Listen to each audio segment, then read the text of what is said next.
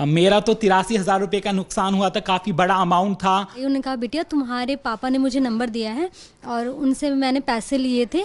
तब जब मैं ऑफिस वर्क पे जब मैं काम कर रहा था उसी वक्त मेरे अकाउंट से 3 बार 10,000 रुपये का ट्रांजेक्शन हुआ। वो बोलते हैं आपके फ़ोन पे एक रिवॉर्ड आया, उस पर आप क्लिक करेंगे तो आपको 12,000 रुपये कैश मिलेगा। नमस्कार, मैं हूं आपके साथ नम्रता शर्मा। ऑनलाइन ठगी के मामले बढ़ रहे हैं। न जाने कितनी बार आपको सलाह दी जाती है कि अपने बैंक की डिटेल्स किसी को मत दीजिए, OTP जिसको कहते ही हम वन टाइम पासवर्ड है, ये किसी को मत दीजिए। लेकिन ये जो फ्रॉड करने वाले होते हैं, ये जो स्कैमर्स होते हैं, ये इस तरीके से मैनिपुलेट करते हैं कि आप मैनिपुलेट हो जाते हैं और फिर आपके साथ फ्रॉड हो जाता है। आजकल और केसेस बढ़ रही हैं, वीडियो कॉलिंग के जरिए जो ब्लैकमेलिंग हो रही है। पहले आपको अनजान नंबर से वीडियो कॉल आएगी, सामने किसी अश्लील तस्वीरें आपको परोसी जाएंगी और उसके बाद शुरू होगा ब्लैकमेलिंग का खेल। आपको धमकी दी जाएगी कि आपका वीडियो वायरल कर दिया जाएगा, नहीं तो आप हमें इतना पैसा दे दीजिए। तो आज इसी कड़ी में हम आपको सावधान करने के लिए, सतर्क करने के लिए और आपको ये बताने के लिए कि ऐसे केसेस में आपको क्या करना है और क्या नहीं करना है। कोई आपकी मुलाकात करवाने वाले हैं कुछ लोगों से जिनके एक्सपीरियंसेस आपको ये सारी चीज़ें बताएंगे कि आपको कैसे सतर्क रहना है। आपका नाम? नेहा। फ्रॉड का कोई किस्सा अगर आप शेयर करना चाहें और दर्शकों को सतर्क करना चाहें। मेरे साथ फ्रॉड तो नहीं हुआ है, लेकिन फ्रॉड होते होते मतलब मुझे समझ में आ गया था। एक्चुअली अभी 1 महीने पहले की बात है, मुझे एक फ़ोन कॉल आया और उन्होंने कहा कि नेहा बोल रही हो। नाम उनको कैसे पता चला मेरा, मुझे ये नहीं पता।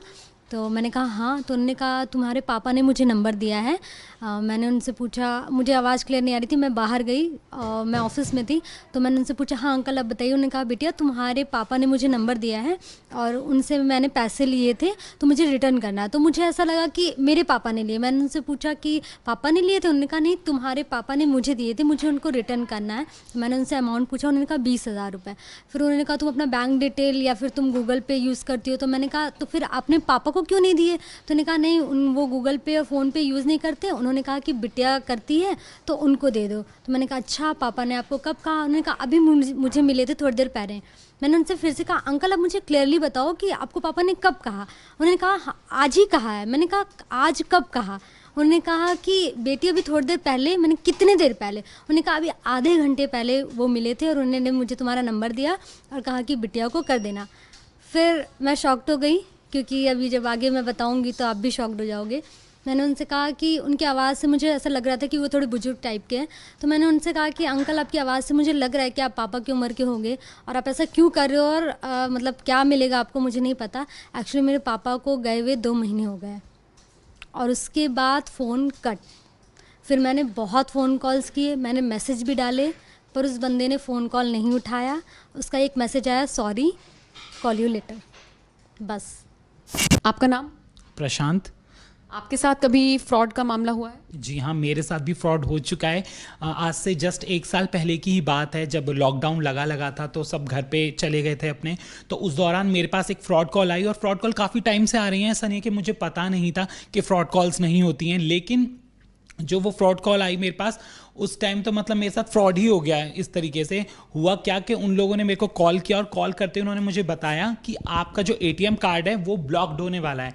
तो ब्लॉक्ड होने के लिए उन्होंने मुझे बोला, तो मैं काफ़ी परेशान हो गया कि लॉकडाउन है, सब कुछ बंद हो गया है, मैं पैसे कैसे निकालने जाऊँगा और सामान कैसे लाऊँगा। तो उस टाइम पर मेरे दिमाग में भी काफ़ी ज़्यादा टेंशन हो गई इस चीज़ को लेकर। तो मैं उससे फिर बात करता रहा, कहीं ना कहीं मुझे लग भी रहा था कि शायद कुछ गलत हुआ है, लेकिन वो इस तरीके से मैन्युपुलेट करते हैं लोगों को कि आप उनकी बातों में आते ही चले जाते हैं। सबसे पहले तो आप ये याद रखना कि कभी भी अगर आपके पास कोई फ्रॉड कॉल आती है तो वो आपको सेटिस्फाइड करने के लिए इस तरीके की बातें बोलेगा कि आपको लगे ही ना कि वो फ्रॉड कॉल है। वो आपको बताएगा कि आप अपना OTP शेयर ना कीजिएगा किसी के साथ भी। वो आपको ये भी बोलेगा कि आप कोई भी अपना इंपॉर्टेंट या खास नंबर हो गया, अकाउंट डिटेल्स वगैरह आप शेयर ना करें किसी के साथ। वो आपको प्रॉपर ये सारी चीज़ बोलेंगे तो आपको भी लगेगा एक बार को हाँ यार ये तो शायद ठीक ही बोल रहा है, जब ये मुझसे कुछ मांग ही नहीं रहा है तो फिर आपको डर नहीं लगेगा।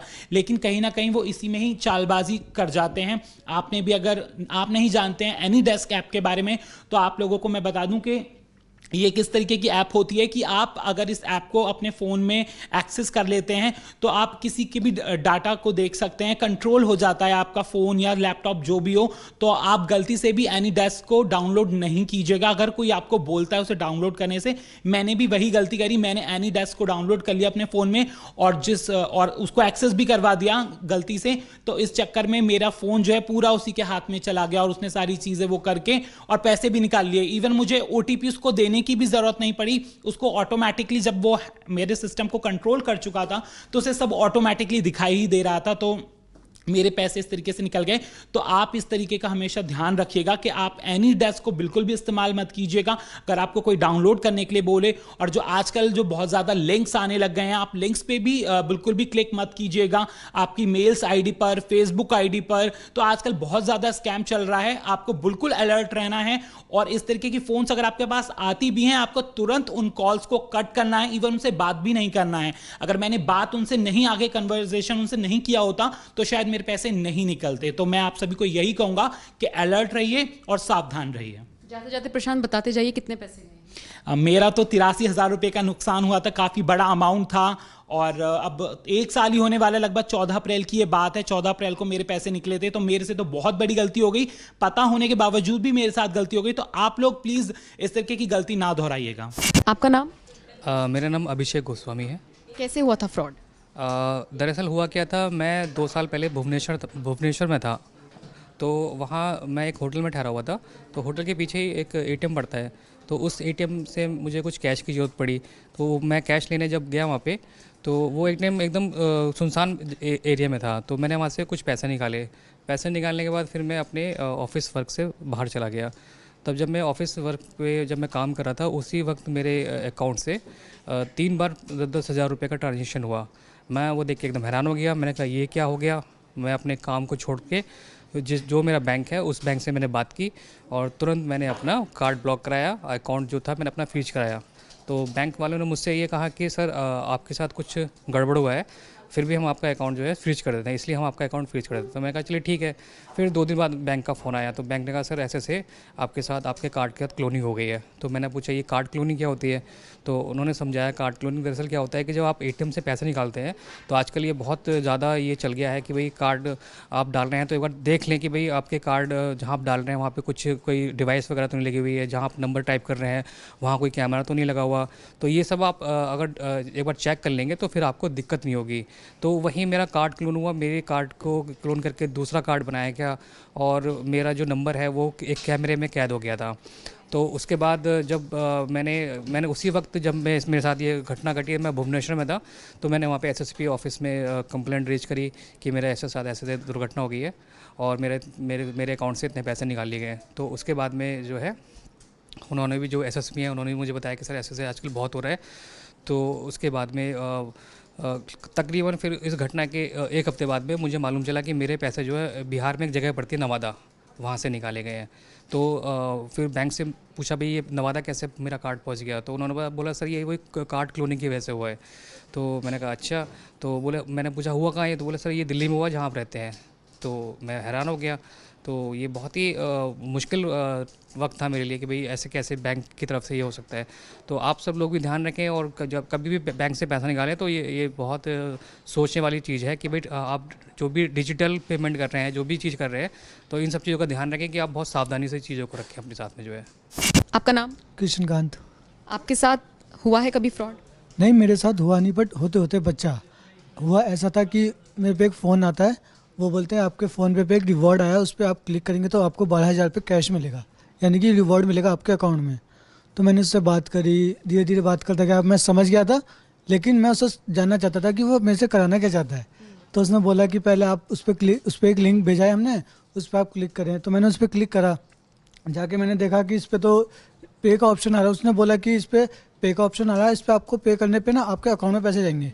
मैंने उससे बोला भैया ऐसा तो होता नहीं कि मैं पे करूँगा और वो मेरे अकाउंट में कैसे आ जाएंगे, पे तो हम उसे ही करते हैं ना जिसके हमें अकाउंट में पैसे भेजने होते हैं। तो उसने बोला नहीं भैया आप करो तो सही। मैंने उससे कम से कम 5-6 बार बोला भैया नहीं आप मुझे फ्रॉड लग रहे हो। कह रहा भैया आपको मुझ पर भरोसा नहीं है। मैंने बोला नहीं भरोसे वाली बात नहीं है, बट आप फ्रॉड हो तो फ्रॉड लग रहे हो, इसलिए मैंने बोला। तो मैंने कॉल काटा उसका। फिर उसने कॉल दोबारा बैक करा, वो कहने लगा कि भैया आप एक बार करके देखो, आपको रिवॉर्ड मिला है, आपको फ़ोन पे से रिवॉर्ड मिला है और आपको पैसे मिलेंगे 12,000 रुपये, आप क्यों नहीं लेना चाहते? मैंने बोला भैया नहीं, मुझे नहीं चाहिए, मुझे फ्रॉड लग रहा था, फ्रॉड है। तो फिर मैंने पे नहीं किया उसे। आपको कभी भी लगे कि आप पे कोई रिवॉर्ड आ रहा है या किसी भी चीज़ का कुछ ऑप्शन आ रहा है, तो आप ना कभी अपना OTP सेंड करें किसी को भी, क्योंकि एक OTP होता है वो अपने ही पास रखें, वो किसी और को OTP ना दें। और आपका पे का ऑप्शन आ रहा है तो पे ना क्लिक करें, क्योंकि पे का ऑप्शन वही आता है, उसी पे आता है जिस पे हमें पैसे सेंड करने होते हैं, ना कि पैसे रिटर्न वापसी आने होते हैं। तो इन लोगों का एक्सपीरियंस आप तक पहुंचाने का सिर्फ एक यही मकसद था कि आप सतर्क रहें, और आपको हम ये जानकारी देना चाहते थे कि इस तरह से भी फ्रॉड हो सकता है, इसीलिए आप अलर्ट रहें, सावधान रहें। और जैसा कि हमने आपको इन लोगों से सुनवाया और मैंने भी शुरुआत में कहा था, OTP ये तो किसी के साथ साझा करें ही नहीं। ये जानकारी आपको कैसी लगी ये कमेंट करके हमें ज़रूर बताइएगा, और अगर ये वीडियो आपको पसंद आया हो तो इसको ज़्यादा से ज़्यादा शेयर कीजिए। कैमरा पर्सन राहुल के साथ मैं नम्रता शर्मा, नोएडा।